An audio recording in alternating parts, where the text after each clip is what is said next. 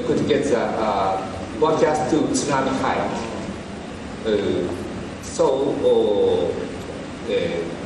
Kira 20%. And 15.1% missed revised one. They were raised into 6 meter to 1550. Okay.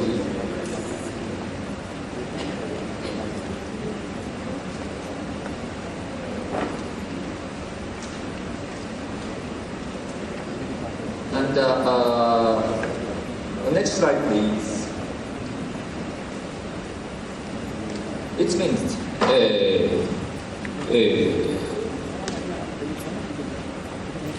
15% missed revised one, and in short, the question. Okay, to go. 5 minutes to go. Okay. In short, the question is whether those 15% did evacuation or not. But data said 1/3 in Iwate Prefecture flats they need not to evacuate. Okay, next slide. And this is actual tsunami height based on estimated by tsunami trace. See next slide. This is tsunami trace. Quick. This is some garbage on the branches of trees. Quick.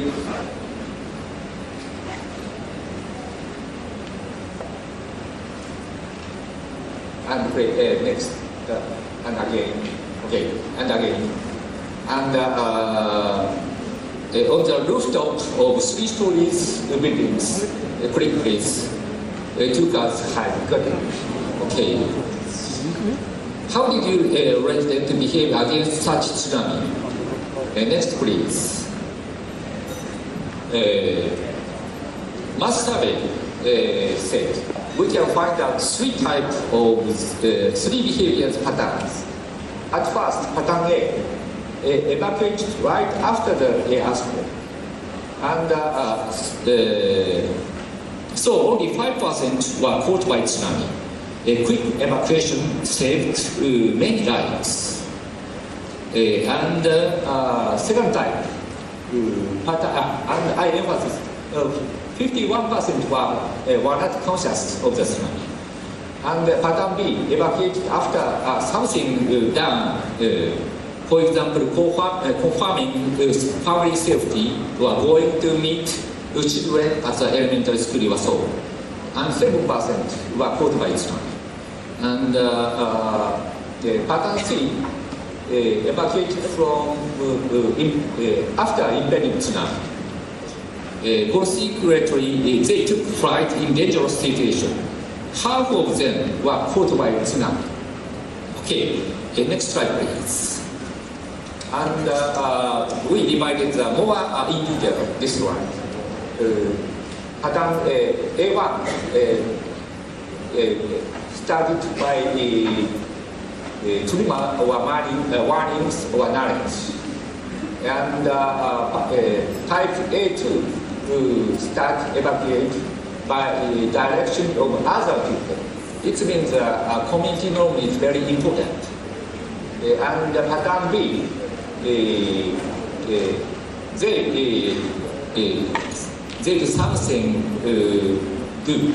And after they finished the job, they started evacuation. So they need for safety is inquiry.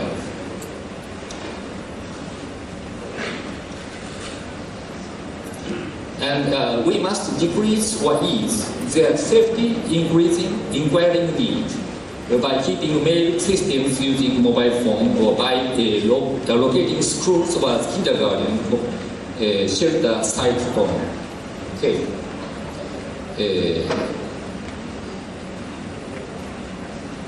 Anyway,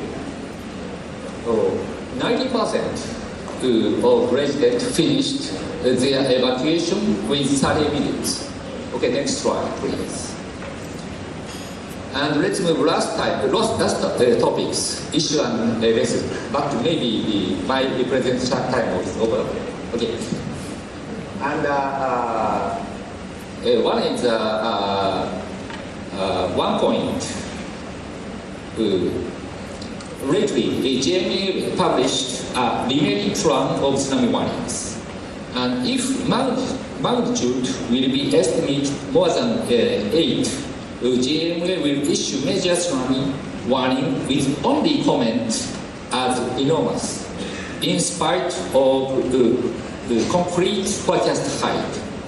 And they reducing the forecast tsunami category from 7 to 4. Before this aspect, they categorize 7, but reduce the 4 categories. And now we discussed, we use a mobile phone to disseminate warnings. If we can use the mobile phone, residents and tourists receive warning at once. It's a same as the Indonesian. Okay. And the next slide, please. And the next change is facility in planning. This figure, maybe Professor Mayro will explain later in detail. So, skipped. Next slide, please. Next slide, and the next. Okay. And we divided two types.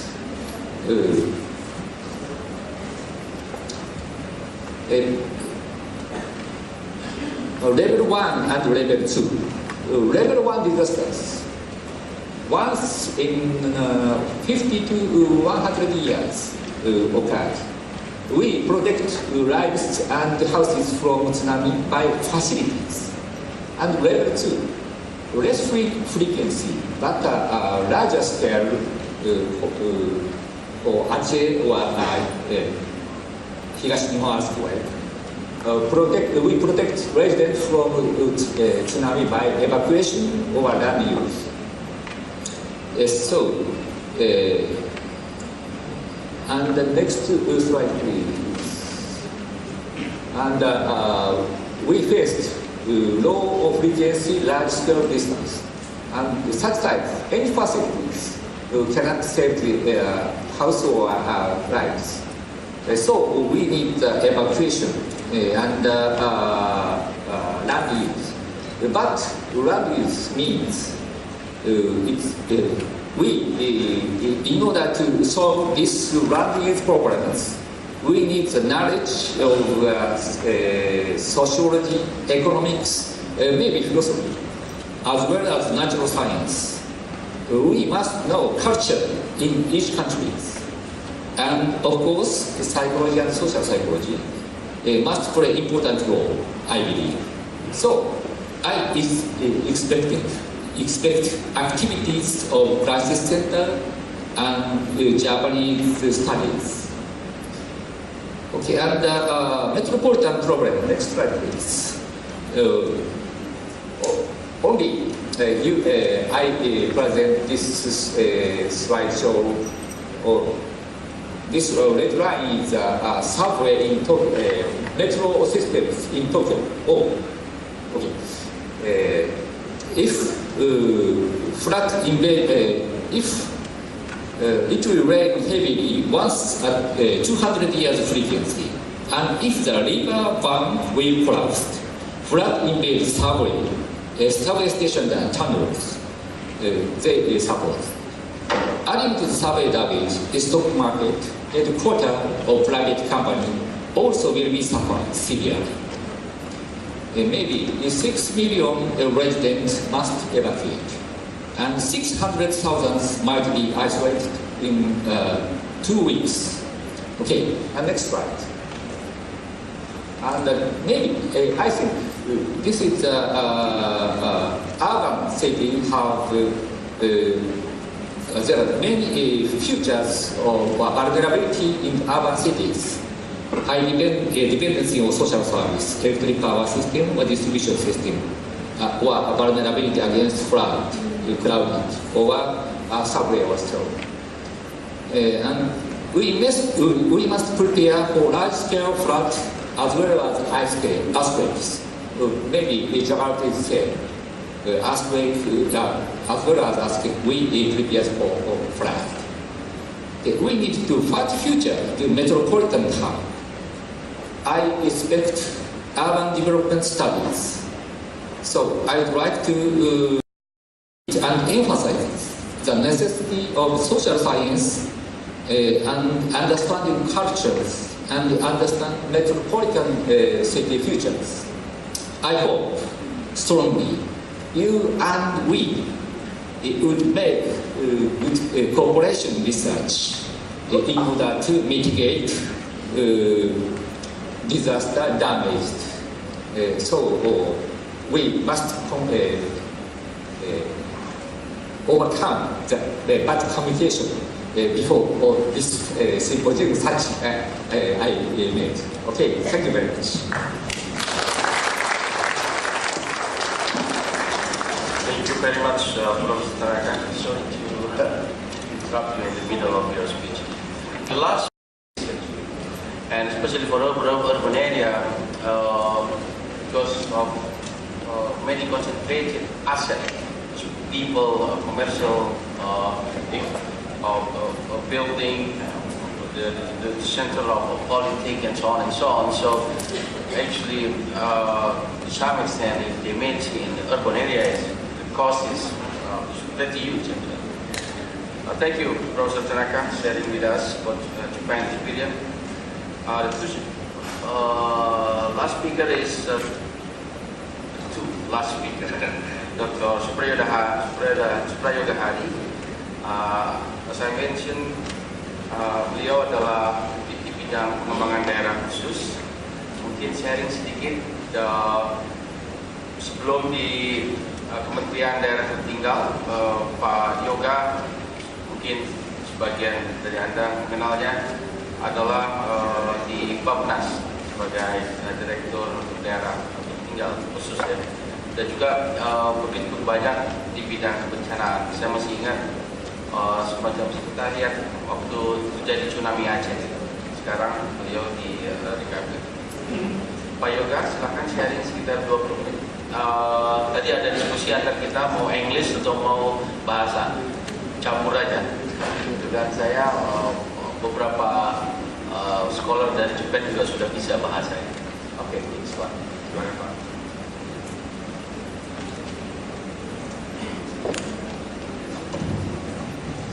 Thank you, Pak Komara, Dr. Komara Jaya.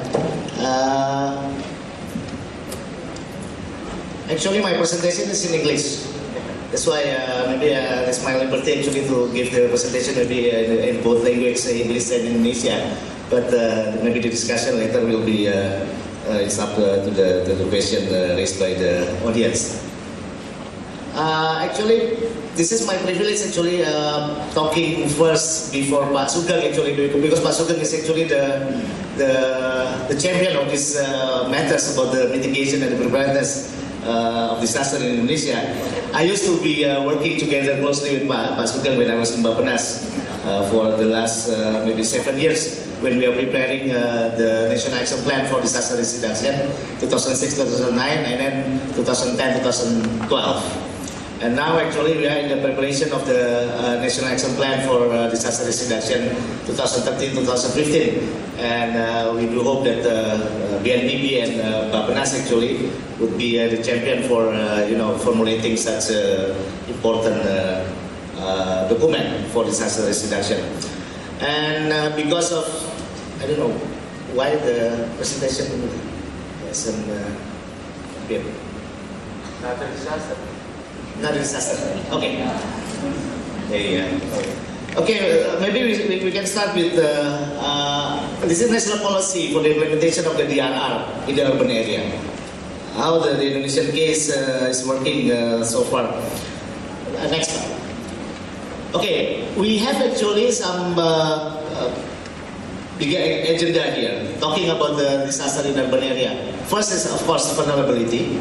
That's why urban societies vulnerability is one of the most important issue here. And then the second one is the capacity, lack of capacity. As we know that there's very complex problems in the area of urban, and also it is very potential as the disaster-prone area.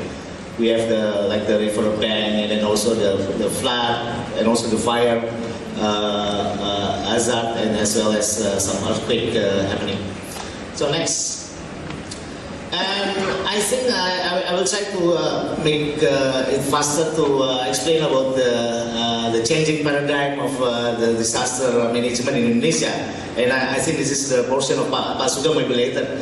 Because we know that before we had law 2004-2007, 24-2007 on disaster management used to be very responsive, not mitigation orientation, sectoral, not multi-sectoral, and also centralized, not decentralization, and also more in emergency response and post-disaster response rather than disaster risk reduction. And we have finally the national planning of disaster management that's already been explained by Pak Sugeng in the speech of Pak Samsul Ma'arif. And finally, national action plan for the DRR. And Indonesia, I think, one of the pioneer actually in formulating such a national action plan since 2006, 2009, and then now currently 2010, 2012, and we had the preparation for maybe the last NAP-DRR towards the completion of the Yogo Framework for Action 2005-2015. Next. Okay, this is actually the example of how the disaster mostly in the urban area already been hit Indonesia since 2004 in Aceh, Jogja, and also Pangandaran in the tourist area in West Java, flood in Jakarta in 2007 and 2002, and West Sumatra earthquake 2009, and Merapi eruption, which is now still currently happening actually. Next. Okay, maybe we can skip this normative. And okay, so we are now trying to see that the disaster management system that used to be emergency response situation and also emergency relief and post-disaster orientation, like a fire hydrant actually, just to put out the fire. But now we are trying to put our attention more in the mitigation, in the preparedness, in the preventive action. So that's the way we are trying to see that the no-disaster situation needs some action, needs some activities and also some orientation for us to deal with this kind of disaster-prone area. We are not just sitting and then wait for the disaster, but how to harmonize our living environment with the disaster itself. Next. Okay, this is actually one of the most important issue on how we try to integrate the planning system, not only the planning document, which is like long-term development planning, medium-term development planning, annual plan, but we also need to consider what we call the spatial planning document, on how we try to accommodate the national disaster management plan in the context of 5-year development plan. And we have also the NAP-DRR, National Action Plan for the DRR, as the sub-system of the National Disaster Management Plan. We have the 3-year National Action Plan for Disaster Risk Reduction. And the NAP-DRR actually has been referred as the reference for formulating the annual work plan of the government. So no wonder that in the National Medium-Term Development Plan, 5-year plan 2010-2014, the first time we put the disaster management as the national priority. This is actually one of the breakthrough actually in the national history, that the first time we put the national priority related to the disaster management. We never had something like this before. Even in 2004-2009, when tsunami hit, we already late actually in putting the disaster management as the national priority. The first time we put the national priority related to disaster management is in the RPGMN or National Development Medium-Term Development Plan 2010-2014. So that's actually one of the breakthrough in terms of the disaster management in the national priority. Next. Okay, now about the something like mainstreaming the DRR into national development planning. That's the one that already been put into the RPGM or medium-term development plan, and how the development planning is to achieve the sustainable development through the involvement of all stakeholders. So not only the government responsibility, but also the